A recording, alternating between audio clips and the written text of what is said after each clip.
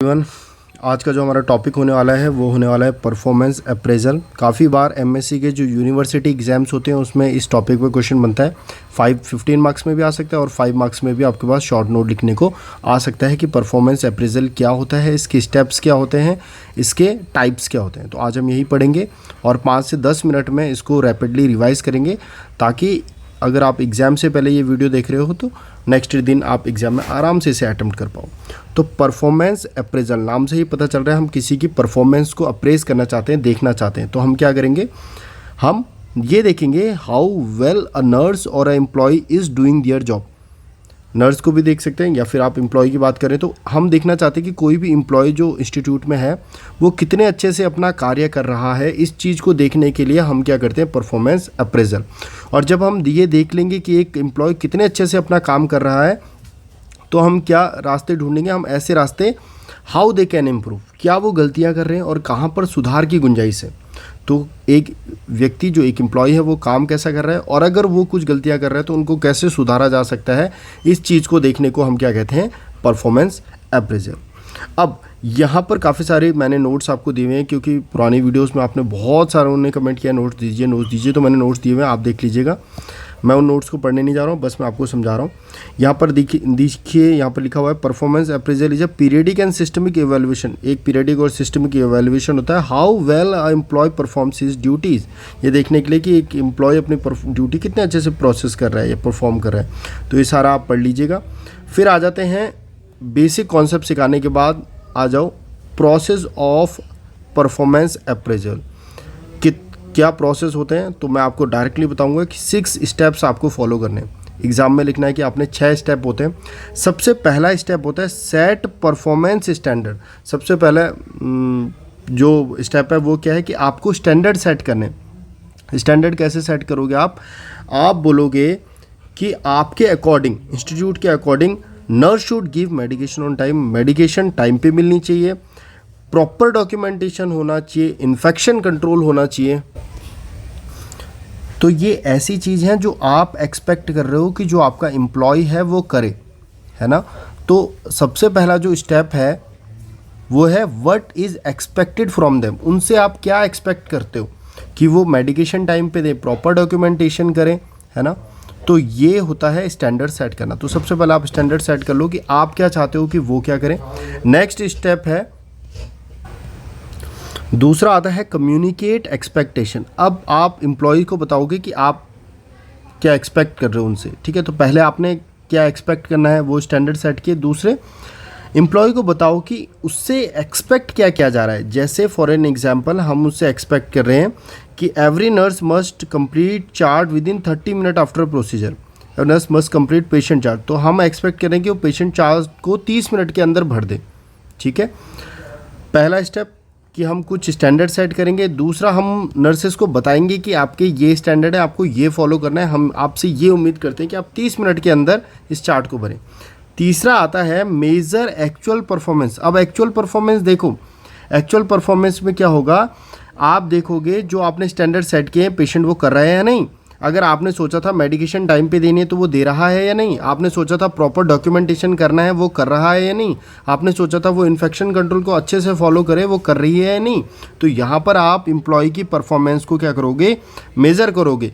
Next है compare. अब आप क्या करोगे, जो आपने स्टैंडर्ड सेट किए थे कि इस लेवल का या फिर इन्फेक्शन कंट्रोल करे, मेडिकेशन दे, टाइम पे देंगे, उसके साथ और जो एक्चुअल प्रैक्टिस है उनके बीच में आप कंपेयर करोगे, है ना। और आप देखोगे कि एक्चुअल में हमने उन्हें कहा था कि प्रोसीजर के 30 मिनट के अंदर आपको डॉक्यूमेंटेशन करने हैं, लेकिन रियल में क्या हो रहा है, जब कोई भी नर्स प्रैक्टिस कर रही है तो वो 2 घंटे के बाद उस चीज़ को नोट डाउन कर रही है या चार्ट प्रिपेयर कर रही है। तो हमने देखा कि स्टैंडर्ड के साथ जो एक्चुअल प्रैक्टिस है उसको कंपेयर किया। उसके बाद नर्स के साथ ये चीज़ डिस्कस करी कि देखिए हमने 30 मिनट्स के अंदर आपको कहा था कि आपको चार्ट प्रिपेयर करना है, लेकिन आप 2 घंटे लगा रहे हो। ऑल्दो आपका बाकी चीज़ें अच्छी हैं, क्यों, क्योंकि यहाँ पर हमने नर्स को स्ट्रेंथ और वीकनेस दोनों बतानी है कि आप पेशेंट केयर अच्छे से कर रहे हो, आप उनकी केयर अच्छे से कर रहे हो, आप डॉक्यूमेंटेशन भी सही कर रहे हो, बट आपकी जो टाइमिंग है डॉक्यूमेंटेशन की वो लेट हो रही है, वो हम एक्सपेक्ट करते हैं कि आप 30 मिनट में करो। तो ये पॉजिटिव और नेगेटिव स्ट्रेंथ दोनों ही एम्प्लॉय के साथ डिस्कस करना है, और लास्ट में है टेक करेक्टिव एक्शन, यानी आपको करेक्टिव एक्शन लेना है। आपको पेशेंट की वो एम्प्लॉय की काउंसलिंग करानी है, गाइडेंस करानी है, उनकी ट्रेनिंग करानी है, काफ़ी ज़रूरी है ना, ताकि वो डॉक्यूमेंटेशन टाइम पे करे, चेकलिस्ट करे डेली वर्क के। इट मीन्स 6 स्टेप्स बहुत ही सिंपल से हैं। पहले तो ये देखो, आप स्टैंडर्ड्स बनाओ कि भाई स्टैंडर्ड ये होने चाहिए, ऐसे होने चाहिए। उसके बाद आप एम्प्लॉय को बताओ कि देखो आपको ये फॉलो करना है। तीसरे में आप देखो कि वो फॉलो जो कर रहा है और जो आपने सेट किए थे उनके बीच में कितना डिफरेंस है। चौथे में आप तीसरे में आपने एक्चुअल परफॉर्मेंस मेज़र किया। फोर्थ में आपने डिफरेंस मेज़र किया। फिफ्थ में आपने नर्स को बताया कि उसकी स्ट्रेंथ, उसकी अच्छी बातें क्या है, पॉजिटिव साइड क्या है, नेगेटिव चीज़ क्या है, और फिर आप दोनों ने मिलकर उस चीज़ को करेक्टिव एक्शन के लिए उनको ट्रेनिंग दी, गाइडेंस दी, काउंसलिंग दी। तो ये 6 स्टेप है। अब इसी में जो आगे क्वेश्चन बनेगा जहाँ पर वो पूछ सकता है कि मेथड्स ऑफ परफॉर्मेंस अप्रेजल बताइए, कि कौन कौन से मेथड है जिनसे आप परफॉर्मेंस अप्रेजल कर सकते हैं। देखो मेनली 2 मेथड होते हैं। एक होता है ट्रेडिशनल मेथड, जो हमारा पुराना मेथड होता है, और आजकल एक आता है मॉडर्न मेथड। तो हम दोनों पढ़ेंगे, ट्रेडिशनल मेथड्स के अंदर क्या क्या आते हैं और मॉडर्न मेथड के अंदर क्या क्या आते हैं। तो ये रहा आपका ट्रेडिशनल मेथड जो मैं अभी आपको समझाऊंगा, और नीचे जब हम डिस्कस करेंगे तो यहाँ पर आता है मॉडर्न मेथड, ये रहा। तो मॉडर्न मेथड और ट्रेडिशनल मेथड दोनों डिस्कस करते हैं। चलिए सबसे पहले आ जाइए ट्रेडिशनल मेथड में। ट्रेडिशनल मेथड में पहला जो स्टेप आता है वो आता है इजी अप्रेजल मेथड। तो इजी अप्रेजल मेथड बहुत सिंपल है। आपको ये जो इतनी सारी इंग्लिश में ये सारी चीज़ें लिखनी है ये नहीं पढ़नी है, बस इतना ध्यान रखना है। इजी अप्रेजल मेथड में एक सुपरवाइज़र होगा और वो डिटेल्ड डिस्क्रिप्शन लिखेगा। सुपरवाइज़र लिख कर बताता है एम्प्लॉयमेंट की परफॉर्मेंस के बारे में। एक सुपरवाइज़र होगा जो डिटेल्ड लिख कर बताएगा कि एम्प्लॉय जो है उसकी परफॉर्मेंस कैसी है। तो किस किस मेथड से आप परफॉर्मेंस अप्रेजल करें, पहला क्या मेथड है, उस मेथड का नाम है easy appraisal method. Easy appraisal method में एक सुपरवाइज़र होता है, वो लिख कर बताता है पेशेंट की परफॉर्मेंस के बारे में। इसके बाद आप एग्जाम में अपने से एंड से जोड़ दीजिएगा। नेक्स्ट आता है स्टेट रैंकिंग मेथड।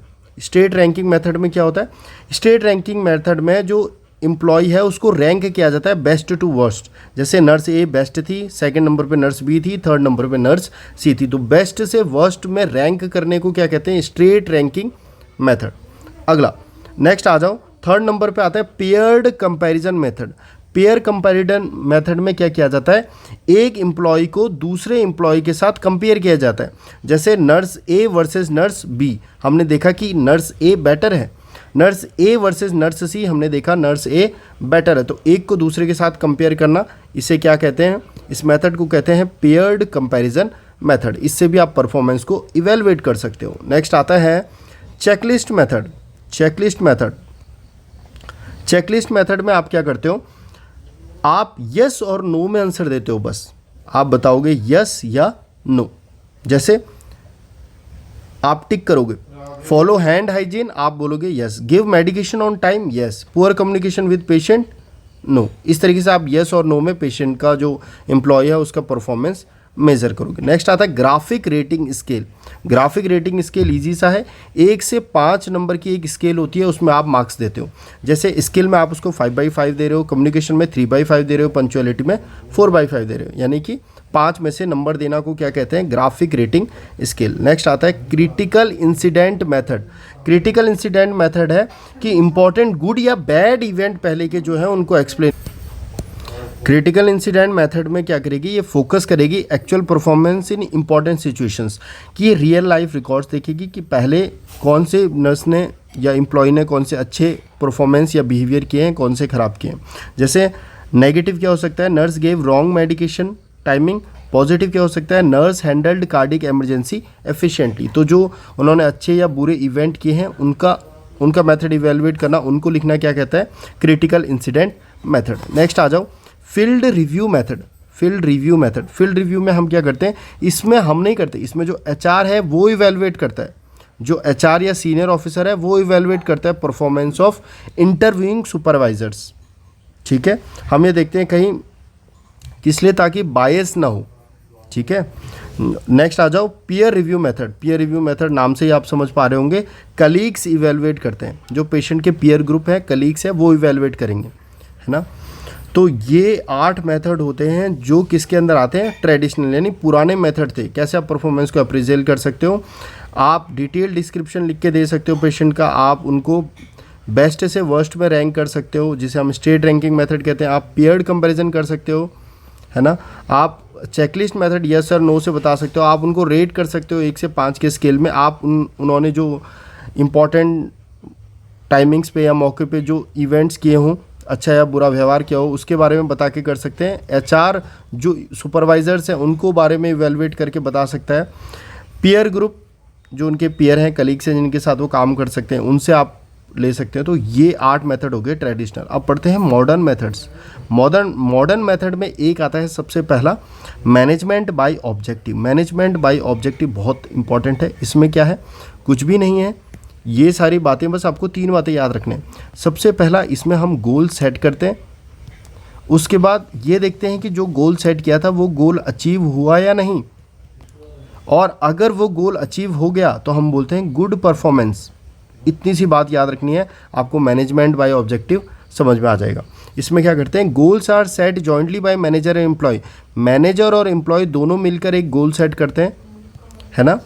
और performance is judged bye achievement of goals. और परफॉर्मेंस कैसा देखा जाता है कि वो गोल अचीव हुआ या नहीं। अगर वो गोल अचीव हुआ तो वो परफॉर्मेंस कैसी है, अच्छी है, ठीक है। नेक्स्ट यहाँ पर लिखा हुआ है, देखिए आप पढ़िएगा, focus is on result not just behaviour, कि रिजल्ट अचीव हुआ है या नहीं। अगर इन्फेक्शन रेट रिड्यूस हुआ है तो गुड परफॉर्मेंस, ठीक है। तो ये सारी हमारा गोल क्या था कि इन्फेक्शन रेट को कम करना, और अगर वो कम हो गया है तो परफॉर्मेंस अच्छी है। इसी को कहते हैं मैनेजमेंट बाय ऑब्जेक्टिव। बस आप ये लिख लीजिएगा कि मैनेजर और एम्प्लॉय दोनों मिलकर इसको डिसाइड करते हैं। नेक्स्ट सेकंड नंबर पे आ जाओ। पहला तो मॉडर्न मेथड में क्या हो गया, management by objective. Next method होता है 360 डिग्री परफॉर्मेंस अप्रेजल। इसमें क्या करते हैं, 360 डिग्री में हम फीडबैक लेते हैं। किन किन का, सबका फीडबैक ले लो, सुपरवाइज़र का, पीयर्स का, सबऑर्डिनेट्स का, पेशेंट्स का, सब उनके बारे में क्या मानते हैं और उनको कैसा इवेलुएट करते हैं। तो सब मिलकर इवेलुएट करते हैं, इसी को हम कहते हैं 360 डिग्री परफॉर्मेंस अप्रेजल, ठीक है। जैसे डॉक्टर कह रहा है कि क्लिनिकल स्किल्स अच्छी हैं, पेशेंट कह रहा है बिहेवियर अच्छा है, पीयर कह रहे हैं टीम वर्क अच्छा है इनका, तो ये सब मिलकर इवेलुएट कर रहे हैं। नेक्स्ट आता है human resource accounting method, HR accounting method भी बोलते हैं। इसमें ये देखा जाता है कि हम व्यक्ति को जितना पैसा दे रहे हैं क्या वो उतना कंट्रीब्यूट कर रहा है। कॉस्ट वर्सेस कंट्रीब्यूशन देखी जाती है किसमें, ह्यूमन रिसोर्स अकाउंटिंग मेथड में। Value of employee to the organisation, कितनी वैल्यू प्रोवाइड कर रहा है। अगर हम उसको सैलरी दे रहे हैं 30,000 रुपये, तो क्या उसका कंट्रीब्यूशन यानी पेशेंट केयर में इम्प्रूव्ड है, कॉम्प्लिकेशन कम हो रही है, तो इसका मतलब हाई वैल्यू है। हम उसको 30K दे रहे हैं तो वो 30K हमारे वसूल हो रहे हैं, वो अच्छी क्वालिटी ऑफ केयर दे रही है, कॉम्प्लिकेशन कम कर रही है। तो कॉस्ट और कंट्रीब्यूशन का हम जो कंपैरिजन है वो ह्यूमन रिसोर्स अकाउंटिंग मेथड में करते हैं। तो इतने मेथड थे। हमने मेथड कितने पढ़े, हमने यहाँ तक जो पढ़े वो हमने पढ़े ट्रेडिशनल मेथड। ऐसे लिख दो, उसके बारे में पूरा डिस्क्रिप्शन दो, रैंक कर दो, checklist, rating scale, critical incident और पीयर रिव्यू। और मैनेजमेंट बाय ऑब्जेक्टिव, 360 डिग्री और एचआर अकाउंटिंग, ये 3 मेथड हमने पढ़े किसमें, मॉडर्न में। तो ये रहे मॉडर्न और ये रहे हमारे ट्रेडिशनल। इतना लिख दीजिएगा, यूनिवर्सिटी एग्जाम में अच्छे मार्क्स आ जाएंगे, पास हो जाओगे, ठीक है। अब आ जाओ कि क्या एडवांटेज होता है, परफॉर्मेंस अप्रेजल क्यों करनी चाहिए। तो भाई ये इसलिए करनी चाहिए क्योंकि इससे उसकी परफॉर्मेंस इंक्रीज़ होगी। हम उसको बताएंगे कि हम उससे क्या एक्सपेक्ट कर रहे हैं, आपको कितने अच्छी केयर करनी है, कैसे करनी है, तो उसकी स्किल इंप्रूव होगी, उसी का प्रमोशन होगा। अगर हम देखेंगे वो बहुत अच्छे काम कर रहा है तो हम उसको रिवॉर्ड देंगे, उसका प्रमोशन करेंगे, उसको सीनियर नर्स बनाएंगे, देन एएनएस बनाएंगे। हम आइडेंटिफाई करेंगे कि कहाँ पर ट्रेनिंग की ज़रूरत है। अगर कोई व्यक्ति आधे घंटे के अंदर डॉक्यूमेंट नहीं कर पा रहा है तो हम उसको ट्रेन करेंगे कि देखिए आधे घंटे के अंदर ऐसे डॉक्यूमेंट करते हैं, ये करना है प्रोसीजर के बाद। इम्प्रूव कम्युनिकेशन, हम इम्प्रूव करेंगे कम्युनिकेशन, हमारे जो स्टाफ और मैनेजमेंट के बीच का कम्युनिकेशन है वो इम्प्रूव होगा, उनके बीच का ट्रस्ट इम्प्रूव होगा, ये सारी चीज़ें। इंक्रीज मोटिवेशन, और इससे पेशेंट का जो क्लाइंट है उसका मोटिवेशन भी इंक्रीज़ होगा, वो और सीरियसली वर्क करेगा, उसके अंदर कॉन्फिडेंस बढ़ेगा। ये सारी चीज़ें आपको बना के खुद से बहुत सारे एडवांटेज लिख देने हैं, वहाँ पर आपको मार्क्स मिल जाएंगे। और लास्ट आता है लिमिटेशन। क्या लिमिटेशन है परफॉर्मेंस अप्रेजल की, भाई इसमें बायस का चांसेस है, पर्सनल फेवरेटिज़। मान लीजिए मेरे को कोई व्यक्ति अच्छा लगता है एम्प्लॉय, मैं उसका फेवर ले सकता हूँ, ठीक है। दूसरा टाइम कंज्यूमिंग, काफ़ी टाइम कंज्यूमिंग होता है, किसी को भी किसी की परफॉर्मेंस को अप्रिशिएट करने में टाइम लगता है, ऑब्जर्वेशन में, डॉक्यूमेंटेशन में, मीटिंग्स करनी पड़ती हैं। Lack of proper evaluation system, हमारे पास प्रॉपर इवैल्यूएशन सिस्टम नहीं है, जिसकी वजह से हमारे जो रिजल्ट्स हैं वो इतने रिलायबल नहीं हो सकते। Fear and stress among employee, भाई जो एम्प्लॉय है वो एंशियस फील कर रहा है, प्रेशर्ड फील कर रहा है, तो उसकी वजह से चेंज हो सकते हैं, ठीक है। तो ये कुछ डिसएडवांटेज है, आप अपने मन से भी इनको बना के यूनिवर्सिटी एग्जाम में लिख सकते हैं। लास्ट हम देखते हैं pre requisite for effective appraisal, क्या क्या होना चाहिए इफेक्टिव अप्रेजल के पास। पहले से बने हुए आपके पास क्लियर स्टैंडर्ड होने चाहिए, क्लियर गोल्स होने चाहिए कि हमारे जो इंस्टीट्यूट है उसके ये गोल्स हैं, है ना। उसके बाद प्रॉपर डॉक्यूमेंटेशन होना चाहिए, जो आपके रिकॉर्ड्स वगैरह हैं वो अच्छे से मेंटेन होने चाहिए। फेयर एंड ऑब्जेक्टिव इवैल्यूएशन करना है, कभी भी बायस नहीं करना है, फेवरेटिज्म नहीं करना है। अच्छी कम्युनिकेशन होनी चाहिए, ताकि आप स्टाफ और सुपरवाइज़र के बीच में जो कम्युनिकेशन है वो अच्छा रहेगा, तो उसके बाद ही आप इवैल्यूएट कर सकते हो, ठीक है। और लास्ट में ट्रेंड इवैल्यूएटर्स, आपके जो इवैल्यूएटर्स हैं वो भी ट्रेंड होने चाहिए, उनमें भी स्किल होना चाहिए, ताकि वो मीनिंगफुल अप्रेजल निकाल पाए, ढूंढ पाए कि कहाँ पर लैकिंग है। तो this is all about performance appraisable. अगर आप एग्ज़ाम से एक दिन पहले देख रहे हैं तो होपफुली आपको फ़ायदा मिल रहा होगा। परफॉर्मेंस अप्रेजल मतलब कि एम्प्लॉय कैसा काम कर रहा है ये देखना और कैसे उनको सुधार सकते हैं। इसके जो 6 स्टेप्स होते हैं ये लिख दीजिएगा एग्जाम्स में। इसके 2 मेथड्स होते हैं, ट्रेडिशनल और मॉडर्न, ये लिख दीजिएगा। इसके एडवांटेज लिख दीजिएगा कि क्यों करते हैं, और डिसएडवांटेज लिख दीजिएगा कि क्या इसके डिसएडवांटेज हो सकते हैं, क्या इसके लिमिटेशन हो सकते हैं, और इससे प्री रिक्विसाइट मतलब हमें परफॉर्मेंस अप्रेजल से पहले क्या क्या करना चाहिए। तो इतना आप लिख दोगे तो आपको 15 मार्क्स का जो क्वेश्चन है वो टैकल हो जाएगा, ठीक है। मिलते हैं एमएससी नर्सिंग की इसी तरीके की जो यूनिवर्सिटी एग्ज़ाम्स की वीडियोज़ हैं उनके साथ नेक्स्ट लेक्चर में। Thank you.